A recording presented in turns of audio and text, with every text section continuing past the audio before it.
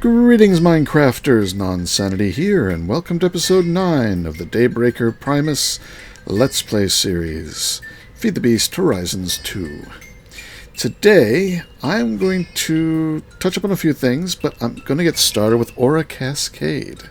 So if you're interested in that, let's get started.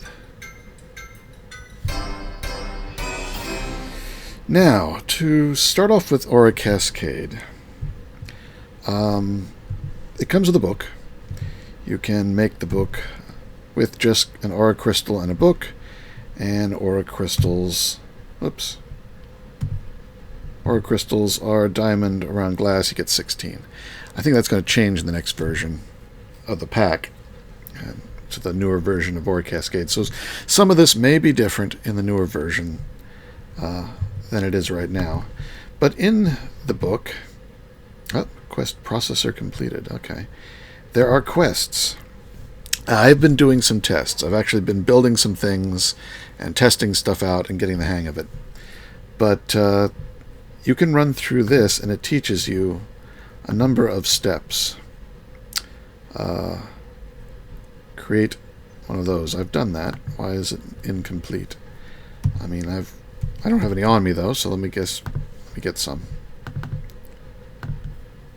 There we got some. Okay, now it's complete. You just have to open the book with the stuff in your hand. Pumps. Basic pump is the aura pump. I haven't made any of those, but I did find some in a village. So let me grab some of those and open up the book. Haha, likes that. Gave me some coal. So it's sort of like... I've forgotten the name. It slipped my mind. You know what I'm talking about. Quest books. There's a cascading smelter, making red crystals that harness the power of TNT. The processor, which I've actually got in my inventory. Cascading colorer will change the color of sheep and make them regrow their wool. I've got a good wool farm. I don't need that. Arcane ingot. We'll make some of those. I don't have white, but I've made some other colors. Vortex infusion. I have not made that yet. But we'll get there. That'll be my goal, to make that here. Arcane gems, using the Vortex infuser. Arcane prism once you had all the gems. And a synthesizer, which makes angel steel. I also want to make one of those. Shift click to see recipe. So we'll need, it's a Vortex recipe with the prism and iron. Alright. Well, with these pumps, let's just do a little demonstration here. It gave me some stuff that I don't want to carry around, so I'm going to get rid of it here. And I don't need the white, but I'll keep some of it, I guess. Alright. Basic idea is that you can pump... Well, let's start very basics here. These nodes. They have no aura in them to begin with. You can put some aura in them, and it balances out. I just clicked it with one of these crystals. That put 1,000 aura in there. Now this one has 502, this one has 498, so they're almost balanced out. If I add down a third, it's going to evenly split between them. That's almost 400. That's a little over 400. That one's coming up. So this one will be about 300, a little under. This will be about the same. This one will be a bit more in the middle. It tends to sort of hump in the middle because the middle one's receiving aura from both sides, while the ends are only receiving it from one side. So this one's going to have a little bit more when it evens out like that. Now, I'm going to break these, which is going to lose that aura that's in them. So normally you wouldn't want to do that unless you really had to. Let's build a stack here and then take out the middle two. So there's no aura in any of these. If I now put 1,000 aura up there, it's flowing down. And that's all draining out. How much goes down depends on how much is in it. So the less it has in it, the less that drops. So it slows down until... Really? It's going to stop at 2? I thought it was going to completely drain. But I guess 2 is just not enough pressure to drop. But all the rest of it has gone down here. It does not go up. naturally. Naturally, it does not go up. But you can make a pump. Now here the pump is getting aura from the node next to it. Pumps don't give it out horizontally. So it's all going in here and it's not giving it back. So this is going to drain the same way that did. And it's stopping it too. Now all the aura is in here. What we want to do is get it to go up. So I'm going to do the same sort of stack I did before. Delete these two, they don't have anything in them. So there's 2 in here, there's none in here. This would be balancing, but 2 is not enough to balance horizontally any more than it is to vertical. So it's still mostly in here. But as you see, it says time left 0 seconds, power 0 power per second. What we need is some fuel. And it did give me some coal, which I put away. So let's get some coal. Just a piece. Let go. I'm going to toss that out there, and it gets burned up. Now you see it's got a little over 300 seconds of run time, and it's got 300 power per second. Now the aura is going up, it's flowing across, and flowing back down, and it's forming this circle. Now when it says 300 power, that doesn't mean it's sending 300 aura up every pulse, because it's going up 4 blocks. Let's see, 1, 2, 3. Yeah, it's going up 3 blocks. So it's only sending 100 aura up, because when that 100 aura falls back down, excuse me, it's going to make 300 power. Now, power is not being used here. You don't see the power. Power only shows up when you put down a device next to one of these nodes. Now you can see there's power going into it. I didn't even notice that before. There's a little particle effect. You can see it's getting about 300 power on average. See? That last thing, last power. Sometimes a little bit less, sometimes a little bit more, because where the mana is slightly uneven at the moment. But this thing says power to progress is 150. So we've got almost double what we need. So as you can see, the progress is going up. So if I had some of that ore, it gave me, it was in here somewhere, ore, there we go.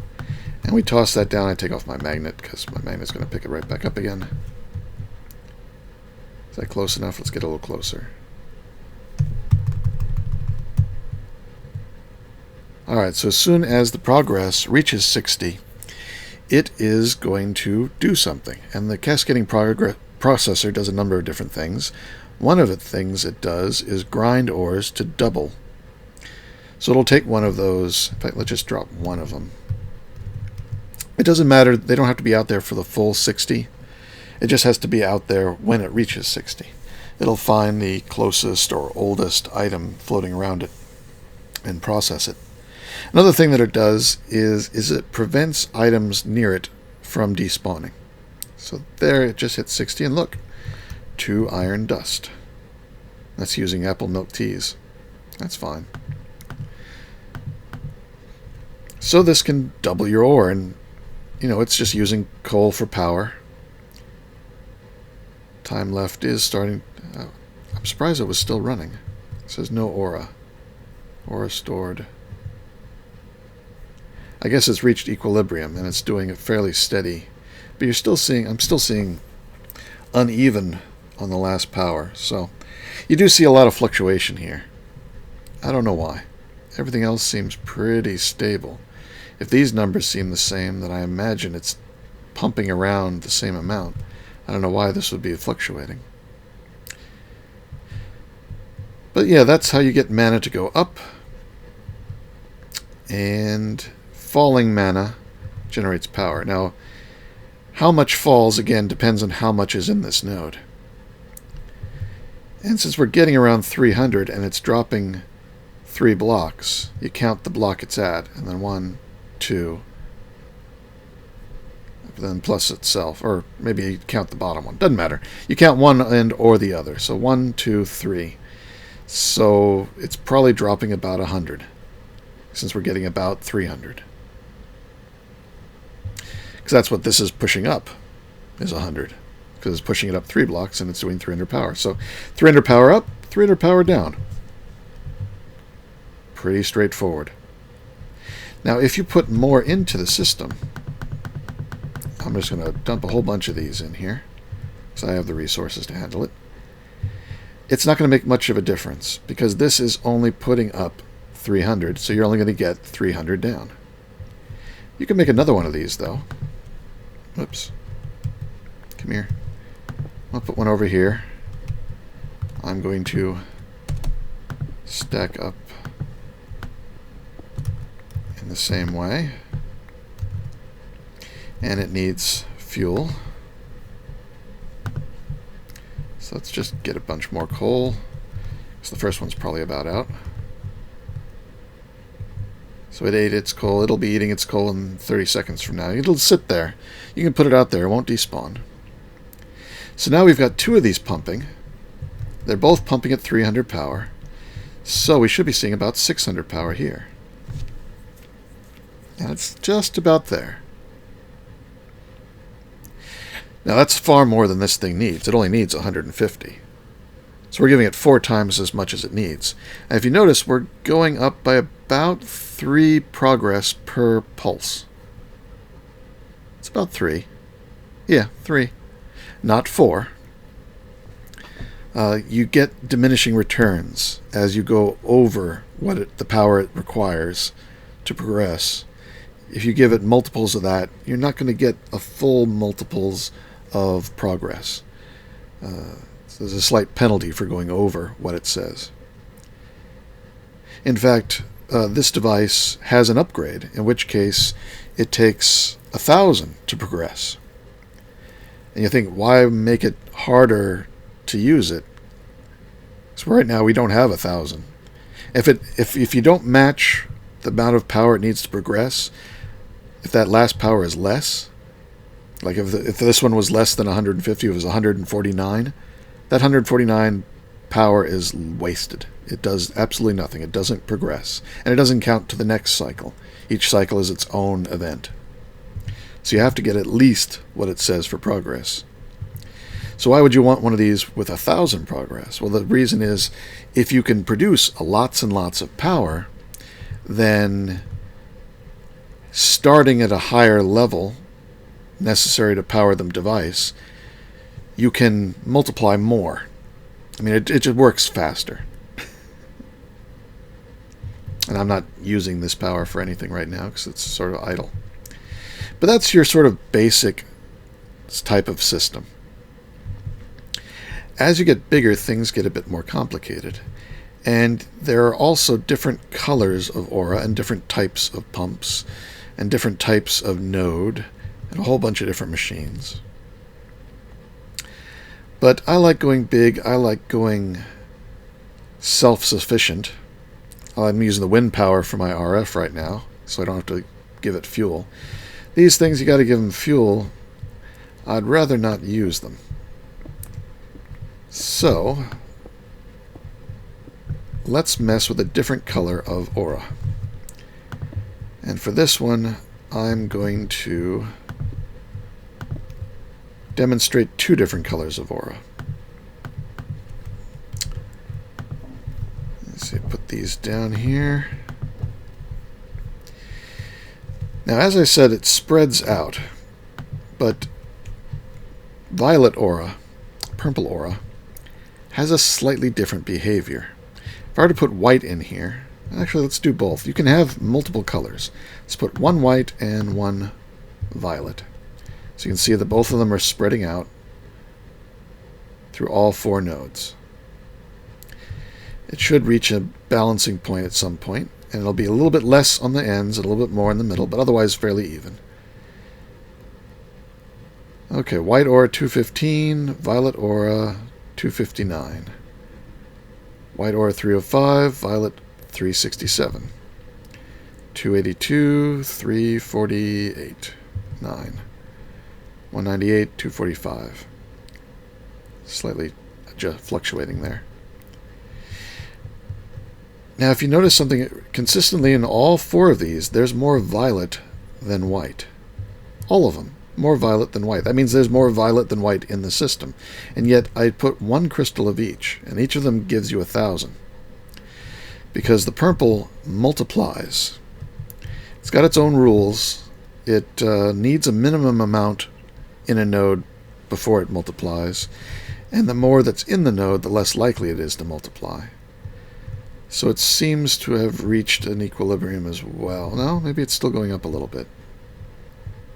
So the violet is still going up a little bit as we watch. It's getting close to double the amount of the white. So violet can actually be sort of useful in that it... Oh, they stopped transmitting between these two.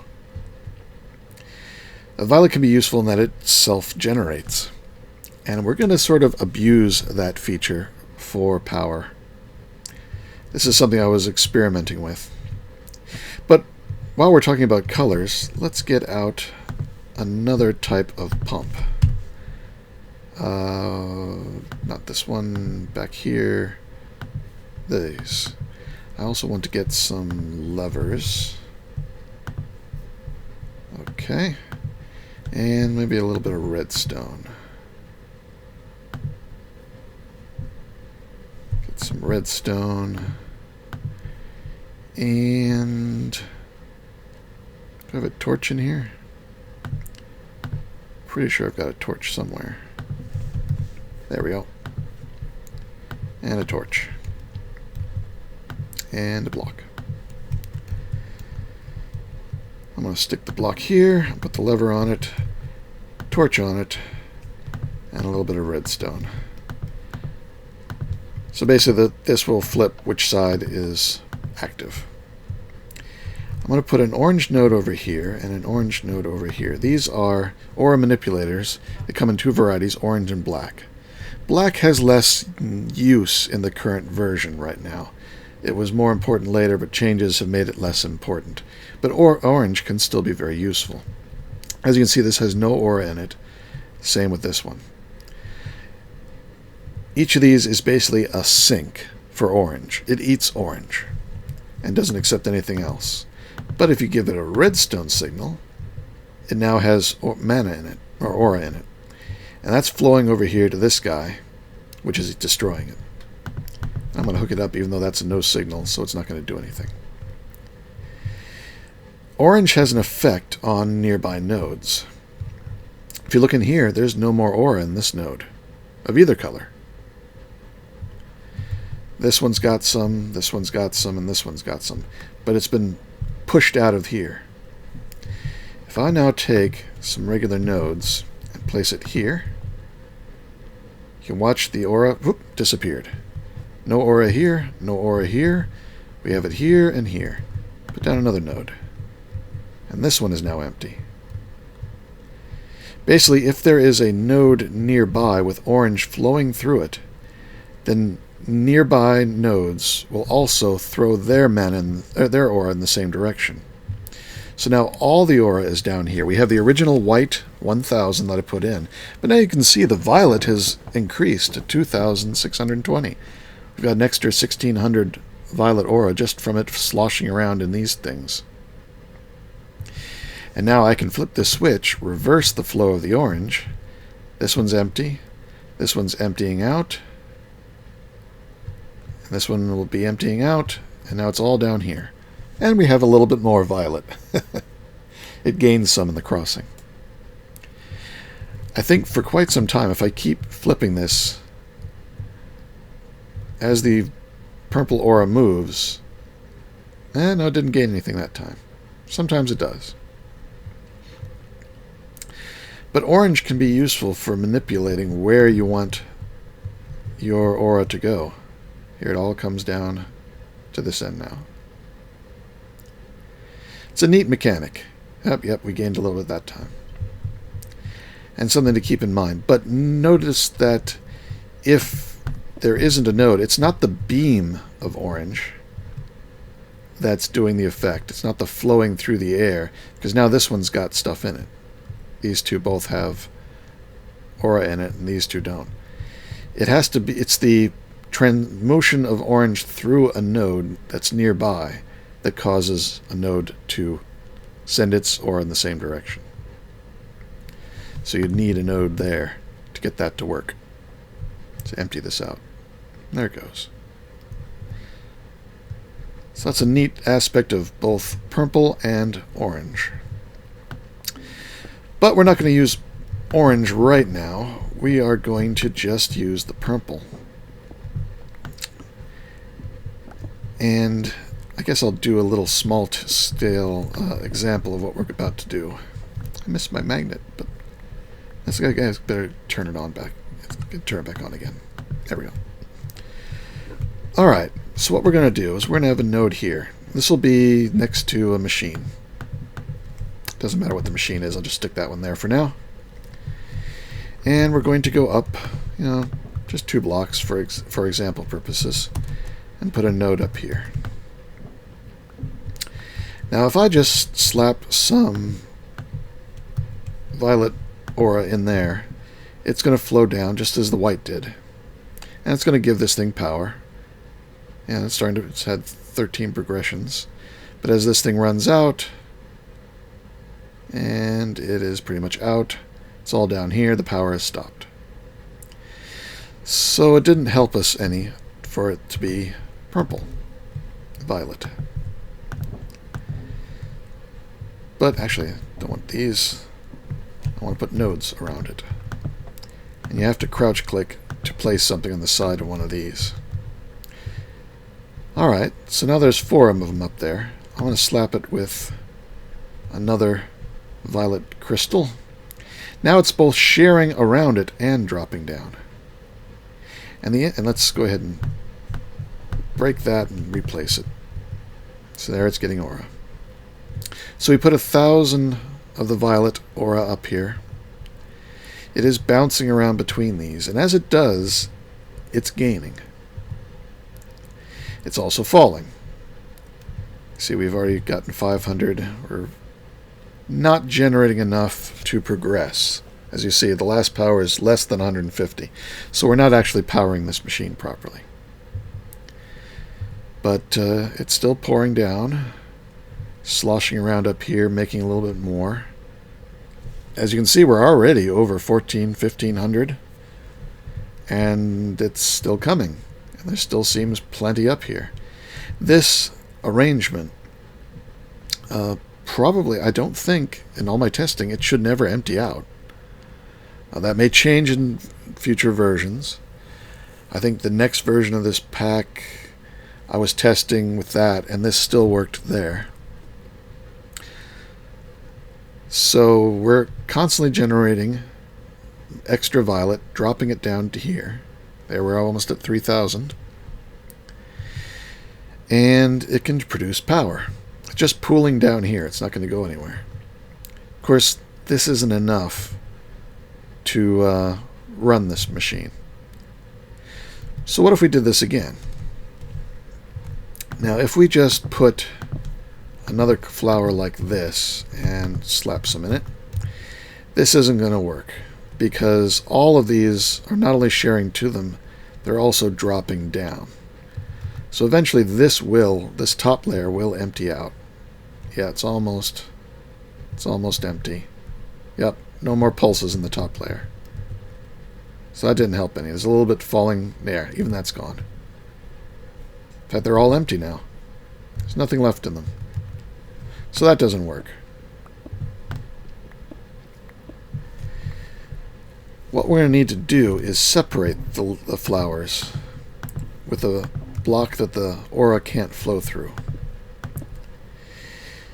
You might take this out. I don't think it makes any difference to have it in there. There. Now I've got some more violet in here. It's going to slosh around and drop. So now it's sloshing around and dropping just like the lower one did. And because they can't pass vertically through these blocks, it's just horizontal except for the middle one. And it's dropping down to this one, which sloshes it around and drops it. So now we should be getting more power. And look, it's enough. It's enough to power sometimes this block. It's not perfectly efficient, but when you think about it, this is free, so efficiency doesn't matter. And look, it's getting better. It's powering up. It's warming up there as the more of it gets sloshed around and reaches an equilibrium. And it looks like the equilibrium is going to be enough to power this thing every second. We're consistently getting over 150. So right here, this arrangement of 10 nodes up there, 1 down here, is enough to keep the cascading processor running at a steady 1 progress per second rate.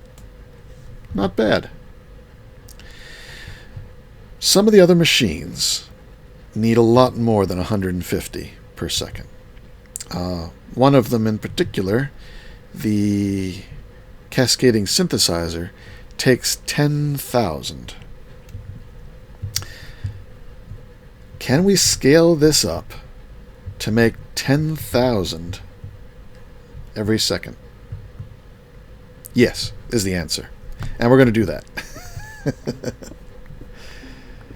So, let me break this. And you may have noticed up there in the ceiling is a white patch. Let's go over directly underneath it and fly up into it. This is a big hole in the ceiling, like an upside-down well. And we're going to be filling it up with this stuff. So, let's see. Let's get right in the middle of it. That looks to be about in the middle. Put down a node. We're going to go up. Can't do it from standing on it. So that's 1, 2, 3, 4, 5, 6, 7, 8, 9, 10, 11, 12, 13, 14, 15, 16 is a node. And we can take all this down.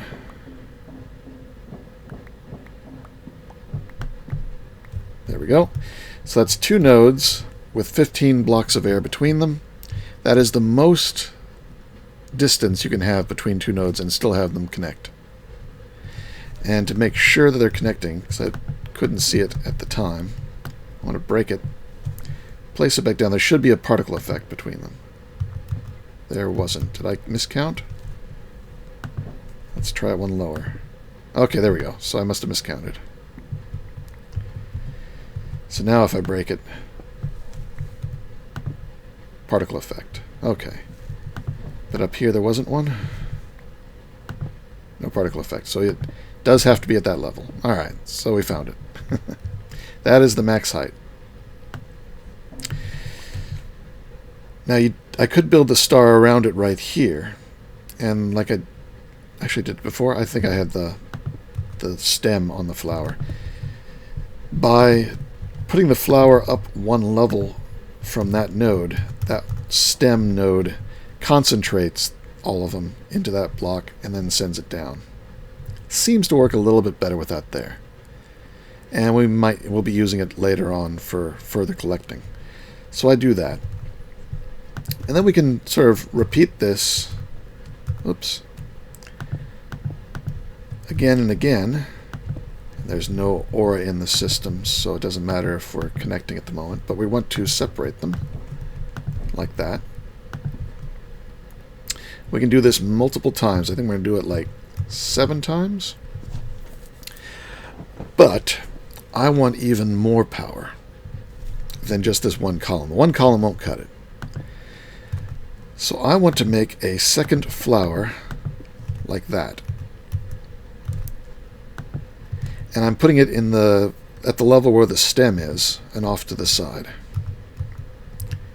But it's the same construction. To get it, send its power over here, it's going to, this flower is going to send it down to the stem. The stem is in line with that block over there, which will send it into this flower and down to that node stem. So it's connected.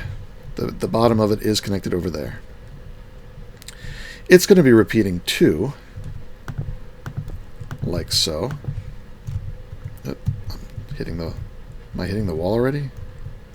I shouldn't be. Am I off center?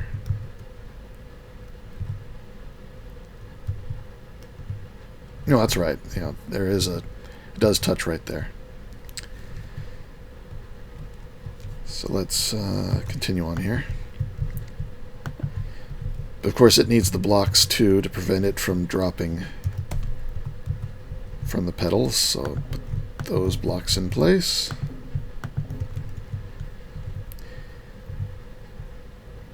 Looks good. It doesn't connect in any way with this one because it's on a different level. But I don't just want one off to the side like that. I want lots. Oh, did you see that? These two connected. So now once I'm going to have 4 flowers around the central flower. But I don't want this flower over here touching this flower. So between this one and this one, I'm going to place another block. And I'm just going to stick one there too, to keep that easier to work with. So there's going to be a block there, another flower over here, another block, another flower, and to keep that flower and this one from connecting, one more block there. And there'll be blocks on top of this flower.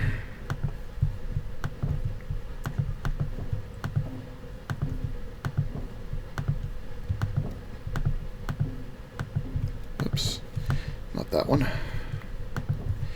And I can fill in these corners here just to make things a little bit easier. So you can see it's just going to start layering up. Like I said, I don't know if this node makes any difference. The stems. I don't think I need the stem at every level.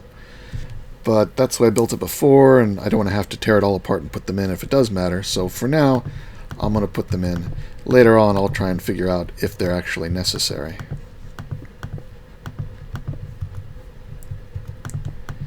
Build these flowers. Again, you want them to separate. And the central flower, its stem, its next layer. So we're just going to keep doing this all the way up, covering up each flower. I can fill in these gaps there.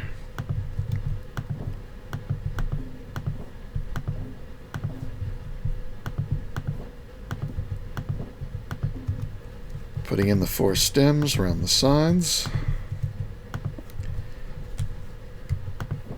Cover up the center one. Put in its stem.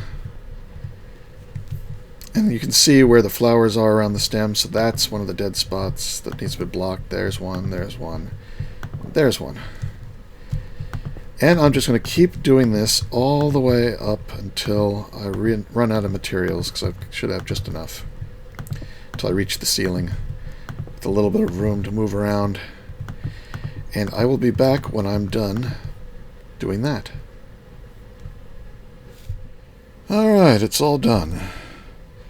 So if we count the layers here, starting with this flower here, so it's flower, stem, flower at the thick levels, so that's 1, 2, 3, 4, 5, 6, 7, and then one at the top, 8. But it's really 7.5. 7 and an extra one on the top. So I have the center at the top and the bottom. There's 7 layers down the sides and 8 up the middle. Alright. 5 violet crystals. 1 there. 1 there. 1 there. 1 there. 1 there. It doesn't matter which one of the ones, which node at each layer you do. I just did it on the centers. So these are going to start warming up. They'll flow downwards. That'll get spread. So each layer will start generating. This one hasn't received any yet. There, it's starting to come down. A little bit. Has to wait until it gets enough to start sharing. Now it's starting to share. It's starting to go down. This one's getting some, but hasn't started sharing. Now it's starting to share. Down here. Nothing's come out the bottom yet. It's taken it a while. There it goes. That one's getting some. Wait till the first pulse comes down. Still nothing there. 2, 3, 5. Starting to trickle down. Let's put a machine down. Ah, it's getting bigger now. Well, you can see how much power it's getting for that small amount that's falling. Because it's falling quite a ways. The farther it falls, the more power it generates. It's enough to run this machine already. It's doing 2 per cycle. It's doing 3, 4. It's getting more and more. It's going to take a while for this to warm up. But it's making its nice beam of purple coming down here. And all that mana is, or aura, I keep saying mana. All that aura is just going to pool in this node. I don't know what happens if it ever gets full. If it crashes, if it just starts dumping, or if it resets to 0. I don't know what it does. Explodes? That's something to keep in mind. In fact, if the mod author wanted to nerf this functionality, having these things explode if they get too much in some interesting way, or causing potion effects or something, might be fun. Because, yeah, you're going to have to monitor this. If it gets too big, shut it down. Which you can do. There is a monitor, which is a node surrounded by redstone. So let's go ahead and make one. I got all the parts with me here. Node surrounded by redstone. I'll bring the redstone down here. Make the monitor. Oops. Does it work with a node? No, I think that's just for machines. I need a comparator. Okay, so that's putting out some sort of signal. Whoa, look at that. The power is 4,000 each second. We're getting a nice dump of power here. Look at its progress go.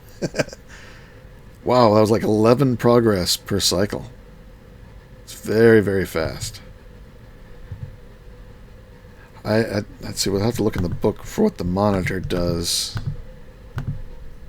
Consumers, enchantments. What's it called? Just monitor, alright.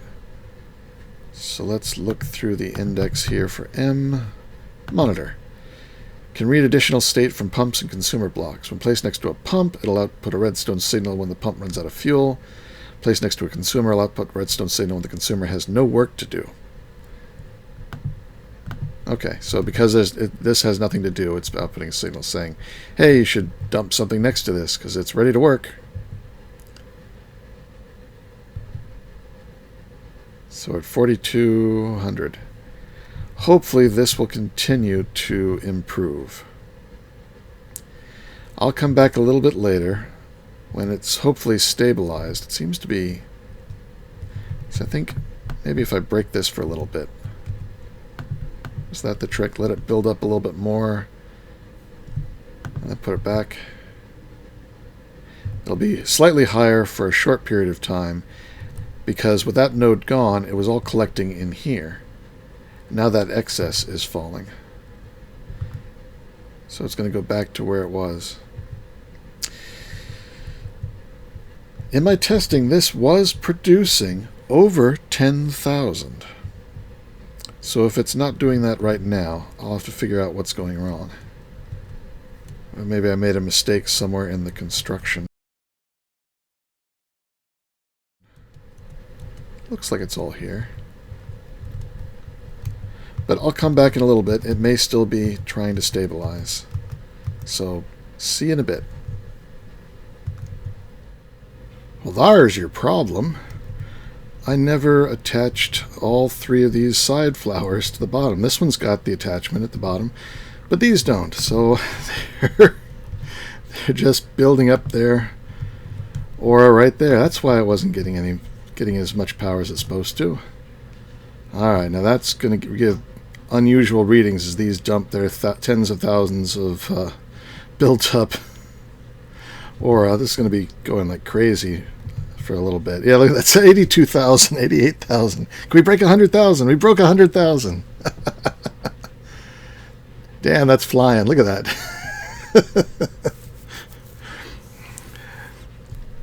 But that's just because it was pent up. Now the dam's burst, and it's going, wow, it's up to 160,000. Oof. Still going up. Oh, is it reach air? Now it's going back down again. It reached its peak at 163,000. Slow poke. Oh, that's the headcrumbs mod. Alright, so that's going back down.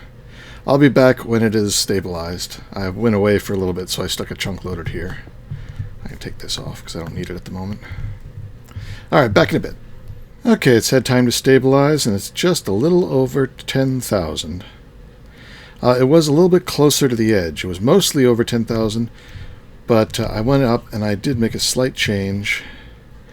I added one more flower up here at the top in the center.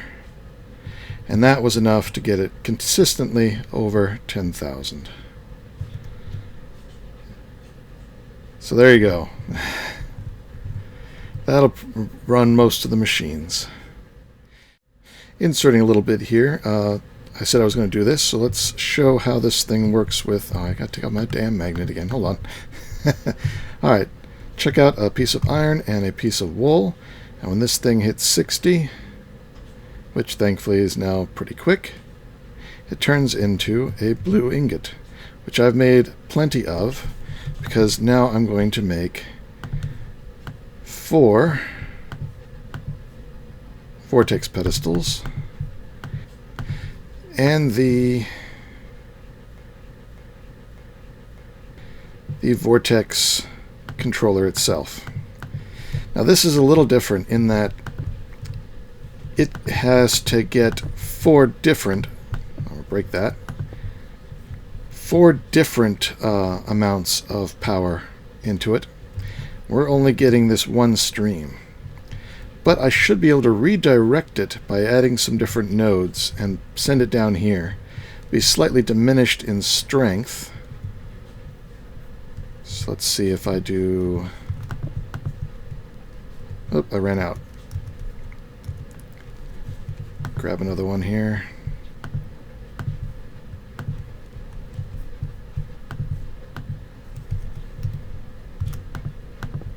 Oh, not there. If I just do this, I might need some blocks to prevent excess droppage. Grab these, because they're connecting above themselves. Oops. Is that good? Or is that blocking? It's blocking this one. This isn't. This one has to be open. Alright, well, never mind about the blocking. It'll drip a little bit. Be a little bit less efficient, but now it should be sending beams down to all 4 pedestals. Yep. Now, the recipes require... Some recipes require specific colors. I don't think these do. No. These say any color. All these gems. And to make the thing I want to make next, the cascading synthesizer, I need this arcane prism, which is 1 of each color gem. So I'm going to have to make 3 of every type of ingot color with a diamond, and then let these things pulse down. I'll probably put the diamond on this one. This is probably getting the bulk of the aura. And then the other 3 here. So I'll switch between the 2 machines and see about making 1 of each gemstone, according to these recipes on this thing, and then combining them in the machine we had out here before, the cascading processor, to make this, and then put... Oh, then I need the... Yeah, to make the cascading synthesizer, then come back to this machine to finish it off. So I'm going to do that off camera. And now, back to the original ending, already in progress. But now, I want to finish up... I mean, we'll come back to this in another episode, but we're near the end here. I wanted to mention something I discovered between episodes about Clockwork here. Take the Clockwork pickaxe we made before, use this machine, which is just some brass in the shape of a D, and it separates all the pieces, so it pulled out the mainspring and Clockwork.